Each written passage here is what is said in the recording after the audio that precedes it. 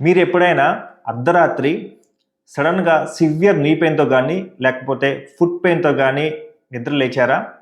అయితే మీరు గౌట్ అనే ఒక ప్రాబ్లంతో సఫర్ అవుతున్నట్టే. మీకు తెలుసా గౌట్ని డిసీజ్ ఆఫ్ కింగ్స్ అంటారని? డిసీజ్ ఆఫ్ కింగ్స్ అంటే ఈ గౌట్ అనే ప్రాబ్లం రిచ్ ఫుడ్స్తో లింకప్ అయి ఉంది కాబట్టి డిసీజ్ ఆఫ్ కింగ్స్ అంటారు. హాయ్, నేను మీ doctor Karthik Telagareddy, consultant orthopaedic surgeon, Helio Regenix advanced orthopaedics and pain management centre, Hyderabad. ఈరోజు మనం గౌట్ గురించి పూర్తి వివరాలు తెలుసుకుందాం. అంటే గౌట్ అంటే అసలు ఏంటి, ఇది ఎలా వస్తుంది, దీని ట్రీట్మెంట్ ఏంటి and how to prevent this. అంటే అసలు ఈ ప్రాబ్లం వచ్చిన తర్వాత దీన్ని రాకుండా ఎలా నివారించుకోవాలని పూర్తి వివరాలు ఈ వీడియోలో నేను క్లియర్గా ఎక్స్ప్లెయిన్ చేస్తాను. చివరి దాకా చూడండి. గౌట్ అనే పదం లాటిన్ వర్డ్ గట్ట, GUTTA, గట్ట అనే ఒక పదం ద్వారా వచ్చింది. లాటిన్లో గట్ట అంటే ఏ డ్రాప్ అని అర్థం. పూర్వకాలంలో ఏమనుకునేవాళ్ళు అంటే ఈ జబ్బు, గౌట్ అనే జబ్బు, బ్లడ్లోంచి ఒక మార్బిడ్ మెటీరియల్ జాయింట్స్లోకి డ్రాప్ అవటం వల్ల ఈ జాయింట్ పెయిన్స్ వస్తాయని అనుకునేవాళ్ళు. కానీ అది నిజమే. ఇప్పుడు మన సైంటిఫిక్ స్టడీస్లో వాటిల్లో కూడా తెలియంది అదే. బ్లడ్లోంచి ఒక మెటీరియల్, ఆ మెటీరియలే యూరిక్ యాసిడ్, జాయింట్స్లోకి డిపాజిట్ అవటం వల్ల ఈ గౌట్ అనే ప్రాబ్లం, అంటే ఈ నీ పెయిన్ రావడం కానీ, జాయింట్స్ బాగా స్వెల్లింగ్ రావటం కానీ, సివియర్ పెయిన్ రావటం కానీ మనకి కారణం అవుతుంది. అసలు యూరిక్ యాసిడ్ బ్లడ్లో ఎందుకు పెరుగుతుంది, ఎట్లా పెరుగుతుంది అనేది ఇప్పుడు నేను మీకు ఎక్స్ప్లెయిన్ చేస్తాను. బ్లడ్లో ఈ యూరిక్ యాసిడ్ లెవెల్స్ ఎక్కువగా అవ్వడానికి గల ప్రధానమైన కారణాల్లో ఫస్ట్ కారణం వచ్చేసి హై ప్యూరిన్ డైట్. ప్యూరిన్స్ అనేవి కొన్ని కెమికల్ మాలిక్యూల్స్, అవి యానిమల్ బేస్డ్ ప్రోటీన్స్లో ఎక్కువగా ఉంటాయి.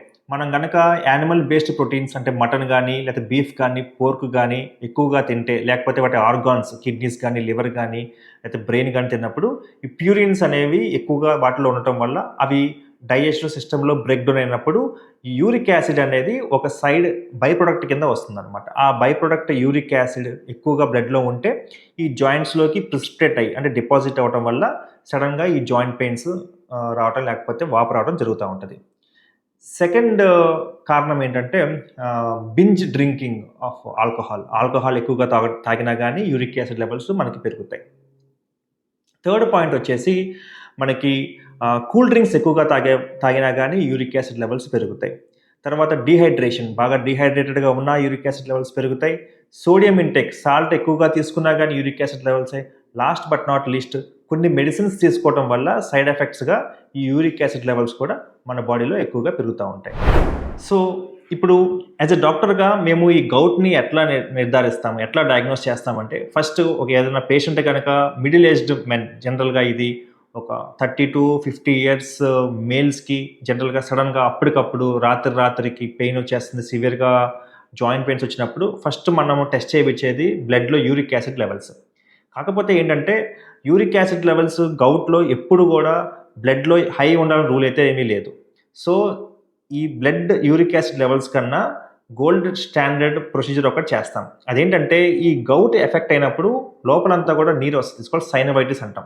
మేమేం చేస్తామంటే స్కాన్ ద్వారా ఐడెంటిఫై చేసి ఆ వాపుని, ఆ నీరుని, అది మనము బయటికి తీసి ఆ నీరుని, ఆ సైనోవియల్ ఫ్లూయిడ్ని మనం ఎనాలిసిస్కి పంపిస్తాం. ఆ ఎనాలిసిస్లో మైక్రోస్కోప్ కింద మనకి క్రిస్టల్స్ కనిపిస్తాయి. ఒకవేళ కనుక ఆ క్రిస్టల్స్ కనుక కనిపించినాయి అంటే ఇది గౌట్ అని నిర్ధారించి దానికి మనము నీలో ఇంజెక్షన్, సివియర్ పెయిన్తో వస్తారు, నడవలేకుండా వస్తారు కాబట్టి అట్లంత సివియర్ పెయిన్ ఉన్నప్పుడు నీలో ఇంజెక్షన్ చేసి ఇమీడియట్గా పెయిన్ తగ్గించడము, అట్లాగే ఆ యూరిక్ యాసిడ్ లెవెల్స్ తగ్గించడం గురించి మనం మెడికేషన్ కూడా అడ్వైస్ చేస్తుంటాం. సో మనము ఒక్కసారి ఈ మెడికల్గా మనం ఈ గౌట్ అనే ప్రాబ్లమ్ని ట్రీట్ చేసిన తర్వాత, పెయిన్ తగ్గిపోయిన తర్వాత రిపీటెడ్గా ఈ గౌట్ అనేది రాకుండా ఉండాలంటే ఈ నాన్ వెజ్ అనేది మానేయటం, అట్లాగే కూల్ డ్రింక్స్ తాగడం తగ్గించుకోవాలి. ఓవర్ వెయిట్ ఉంటే కనుక వెయిట్ తగ్గించుకోవాలి. న్యాచురల్గా మనకి ఈ మెంతుల్ని రాత్రి నానబెట్టుకుని ఒక 1/2 టీ స్పూన్ మెంతుల్ని ఒక 1/2 కప్ ఆఫ్ వాటర్లో నానబెట్టుకుని మార్నింగ్ లేచిన తర్వాత ఆ మెంతుల్ని తినటం. అట్లాగే వెల్లుల్లిపాయ కూడా ఈ యూరిక్ యాసిడ్ లెవెల్స్ని తగ్గించే గుణం చాలా బాగా ఉంటుంది. సో ఈ వెల్లుల్లిపాయలు లాంటి రోజు 2-3 తినటం లాంటివి చేయటం వల్ల ఈ యూరిక్ యాసిడ్ లెవెల్స్ అనేది బ్లడ్లో పెరగకుండా ఉంటుంది. అట్లాగే మనం ఈ గౌట్ అనేది మళ్ళీ రిపీటెడ్గా రాకుండా కూడా మనం అరికట్టవచ్చు. Thank you.